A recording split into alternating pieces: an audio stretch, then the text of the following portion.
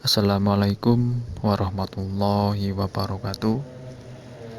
Pada hari ini kami dari kelompok 5 pada mata kuliah keuangan ingin mempresentasikan corporate governance.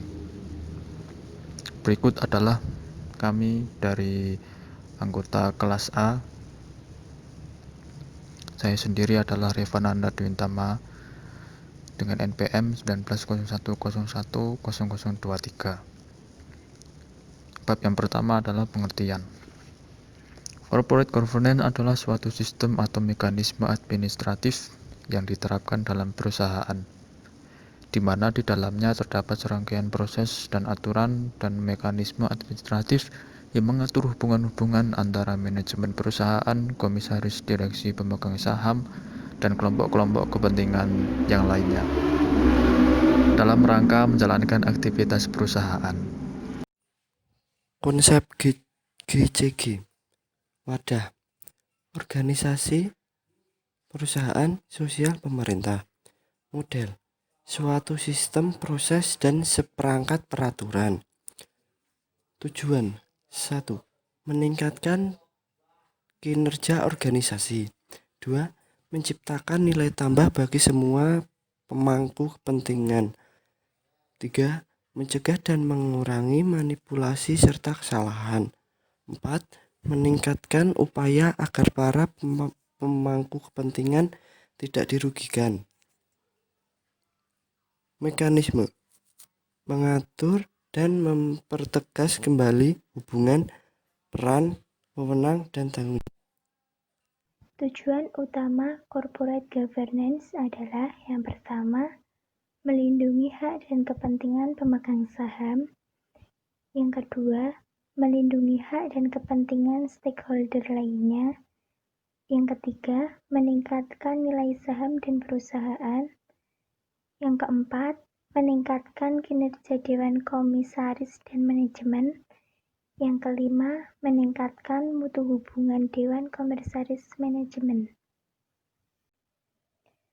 Prinsip-prinsip dari corporate governance adalah yang pertama, transparansi atau keterbukaan, yaitu keterbukaan dalam melaksanakan proses pengambilan keputusan dan keterbukaan dalam mengemukakan informasi material dan relevan mengenai perusahaan. Yang kedua, accountability atau akuntabilitas, yaitu kejelasan fungsi, pelaksanaan dan pertanggungjawaban setiap pihak dalam organisasi. 3. Responsibility atau pertanggungjawaban, yaitu kesesuaian di dalam pengelolaan perusahaan terhadap perundang-undangan yang berlaku dan prinsip-prinsip korporasi. Prinsip ini berhubungan dengan kewajiban perusahaan untuk mematuhi semua peraturan hukum yang berlaku, termasuk juga prinsip-prinsip yang mengatur tentang penyusunan dan penyampaian laporan keuangan perusahaan. 4. Fairness atau kewajaran, yaitu keadilan dan kesetaraan di dalam memenuhi hak-hak stakeholder yang timbul berdasarkan perjanjian dan peraturan perundang-undangan yang berlaku. Untuk dapat melaksanakan prinsip ini, diperlukan ketersediaan peraturan yang melindungi kepentingan para pemegang saham, minoritas maupun asing, membuat pedoman perilaku perusahaan dan atau kebijakan-kebijakan yang melindungi korporasi terhadap perlakuan buruk orang dalam. 5. Independensi atau kemandirian, yaitu profesional tanpa ada kepentingan dan pengaruh atau tekanan dari pihak manapun yang tidak sesuai dengan peraturan dan norma dalam pengelolaannya. Prinsip kemandirian ini di luar dari prinsip dasar yang dikemukakan oleh Organization for Economic Cooperation and Development, namun merupakan prinsip tambahan yang dirasa perlu diterapkan oleh pemerintah Republik Indonesia yang dirumuskan dalam keputusan Menteri BUMN tentang penerapan praktik Good Corporate Governance pada BUMN. Beberapa manfaat dari good corporate governance. 1. Memudahkan akses terhadap investasi asing maupun domestik. 2. Mendapatkan biaya modal yang lebih murah karena faktor kepercayaan yang akhirnya akan meningkatkan corporate value. 3. Memberikan keputusan yang lebih baik dalam meningkatkan kinerja ekonomi perusahaan. 4. Meningkatkan keyakinan dan kepercayaan dari para pemangku kepentingan terhadap perusahaan, sehingga citra positif perusahaan akan naik. Kemudian yang selanjutnya ada keuntungan GCG untuk perusahaan, yaitu dengan diterapkannya konsep GCG bagi sebuah perusahaan, maka di sini perusahaan akan mendapat beberapa keuntungan. Nah, di antaranya sebagai berikut. Yang pertama, yaitu mendorong tercapainya kesinambungan perusahaan melalui pengelolaan yang didasarkan pada 5 asas GCG. Kemudian yang kedua, membuat organ perusahaan yang terdiri dari dewan komisaris, direksi, dan rapat umum pemegang saham dapat berfungsi secara berdaya, optimal, dan mandiri.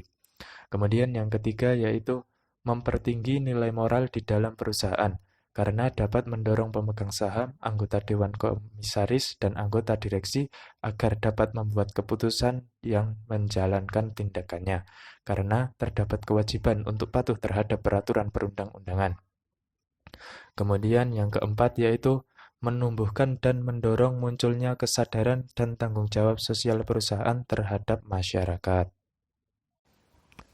Kemudian yang kelima, yakni mendorong upaya menjaga kelestarian lingkungan terutama di sekitar lokasi operasional perusahaan, termasuk upaya dalam menumbuhkan masyarakat sekitar lokasi. Yang keenam yaitu mengoptimalkan nilai perusahaan bagi pemegang saham dengan tetap memperhatikan pemangku kepentingan lainnya. Dan yang ketujuh atau yang terakhir yaitu meningkatkan daya saing perusahaan secara nasional maupun internasional, sehingga meningkatkan kepercayaan pasar yang dapat meningkatkan kesempatan masuknya arus investasi.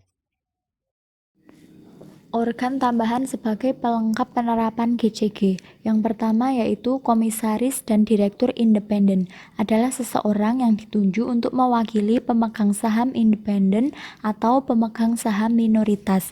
Yang kedua, komite audit. Tugas dan tanggung jawab serta wewenang komite audit diantaranya yaitu mendorong terbentuknya struktur pengendalian yang memadai, meningkatkan kualitas keterbukaan dan laporan keuntungan, mengkaji ruang lingkup, kewajaran biaya, serta kemandirian yang masing-masing terdapat dalam audit eksternal, mempersiapkan surat uraian tugas dan tanggung jawab komite audit selama tahun buku yang sedang diperiksa oleh eksternal audit. Yang ketiga yaitu sekretaris perusahaan, berfungsi sebagai penghubung atau liaison officer atau semacam public relation atau investor antara perusahaan dengan pihak luar perusahaan, terkhusus bagi perusahaan-perusahaan besar yang telah mendaftarkan sahamnya.